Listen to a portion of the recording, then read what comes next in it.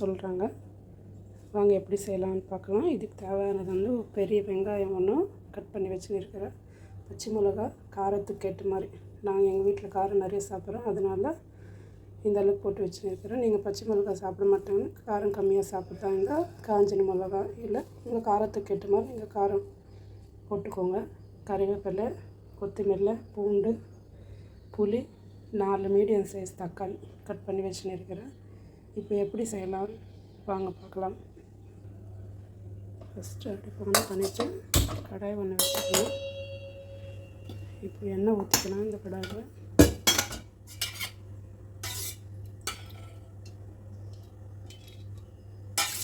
நிறைய கீரை இருக்குது, அதனால கொஞ்சம் எண்ணெய் நிறைய தாராளமாகவே ஊற்றிக்கோங்க, அப்போ தான் நல்லாயிருக்கும். ஏன்னா இது சாப்பாடுக்கு பசிஞ்சுன்னு சாப்பிட்ற மாதிரி தான் இருக்கும், பசிஞ்சுக்குன்னு சாப்பிட்ற மாதிரி தான் செய்கிறேன். ஆனால் கொஞ்சம் எண்ணெய் நல்லா இருந்தால் தான், தாராளமாக இருந்தால் தான் நல்லாயிருக்கும். ஏன்னா இவ்வளோ எண்ணெய் ஊற்றுறாங்க, உடம்புக்கு நல்லது கிடையாதுன்னு எண்ணெய் வச்சுக்காதுங்க. இது செக்க எண்ணெய் தான், ஒன்றும் பிரச்சனை இல்லை, நல்லாயிருக்கும். எண்ணெய் சூடானமோ கொஞ்சமாக உளுந்து,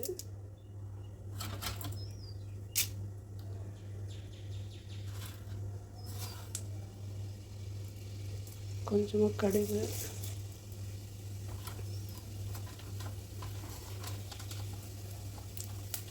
சீரகம் வந்து கொஞ்சம் அதிகமாகவே போட்டுக்கோங்க, நல்லது, ஜீரண சக்திக்கு நல்லது. சீரகம் நல்லாயிருக்கும்.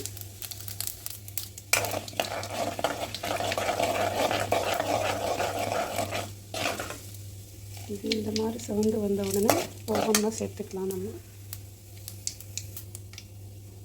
ஃபஸ்ட்டு வந்து பூண்டு சேர்த்துக்கலாம்.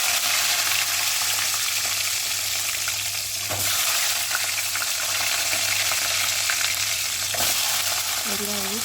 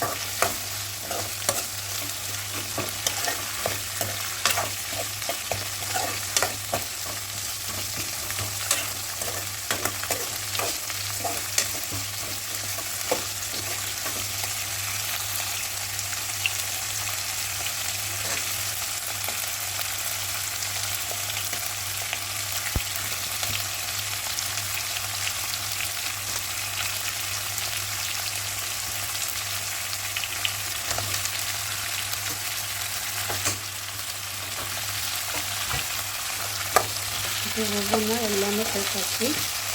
நல்லா கலரை ஊற்றிக்கலாம்.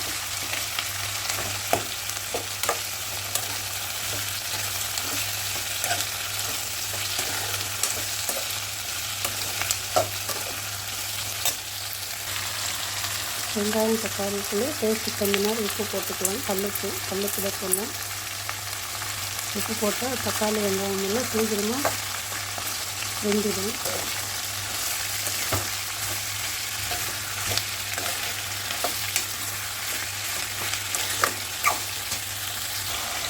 நல்லா கலரை விட்டு கொஞ்சம் நேரம் தட்டப்பட்டு மூட வச்சுக்கலாம். வெங்காயம் தக்காளி எல்லாம் பிடிச்சி வந்துக்கலாம்.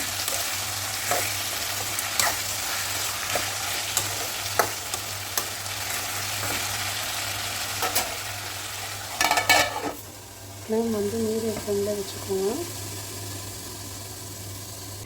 5 நிமிஷம் கழித்து பார்க்கலாம் வாங்க எப்படி இருக்குது. இந்த மாதிரி வெந்துச்சு. இந்த மாதிரி பாதி அளவுக்கு வெந்த பிறகு கீரை போட்டுக்கலாம். நம்ம கொத்தமல்லி கீரை ரெண்டுமே போட்டுக்கலாம்.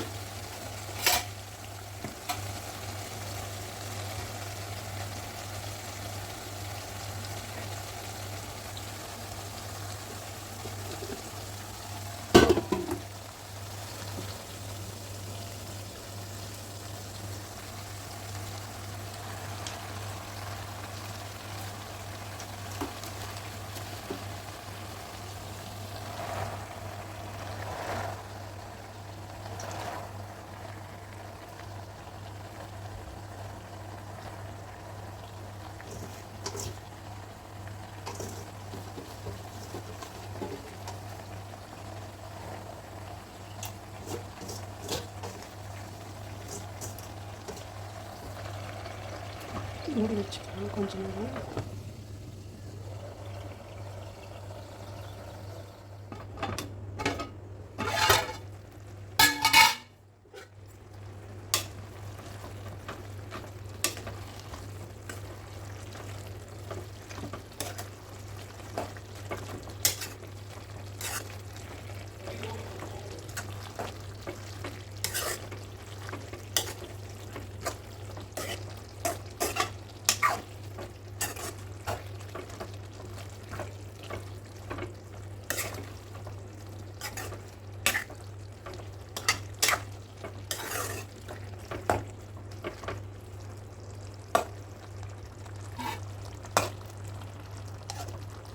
தண்ணி வச்சு பாருங்கள். தண்ணி போட வரைக்கும் லோ ஃப்ளேமில் வச்சுட்டு கொதிக்கணும்.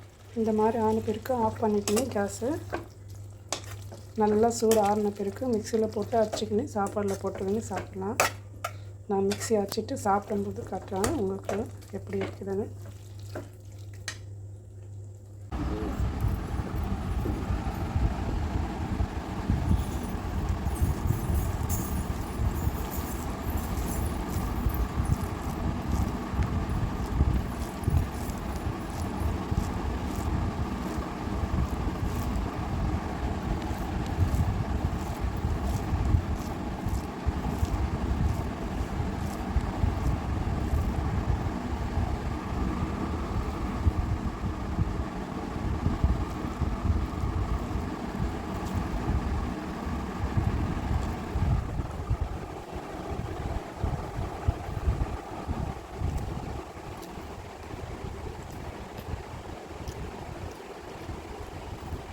வந்தா